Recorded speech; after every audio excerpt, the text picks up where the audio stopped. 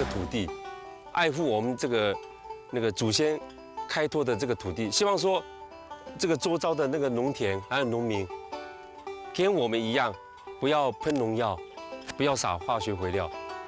他想要守护的是美浓的家乡土地，这里的土壤富含有机质与矿物质，一向是高雄的重要谷仓。多年前，钟坤宏决定和几个志同道合的朋友一起推展有机农业。这片菜园是我们有机的菜园，安比亚冷艾布卡斯番，欢迎大家一起来享用我们健康的好料理。虽然被虫蛀过的青菜不太好看，却也是健康安全的最佳认证。农场边的有机餐厅将现采的新鲜蔬果做出一道道健康好料理。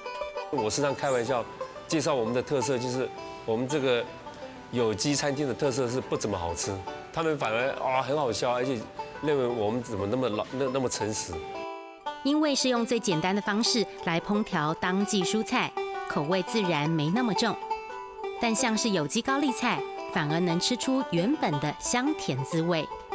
这个高丽菜以外呢，那我们可以用紫高丽，哈，高丽菜有好几种品种哈，我们可以用这样子比较完整的营养的成分。那还有就是增加它的润感，所以我加了好几样的坚果。多种食材加上坚果，高丽菜精力汤让人活力满满。因为用的是有机食材，小火锅变得清爽不油腻。餐后配上高丽菜蛋糕，谁说这不是人生中的小确幸？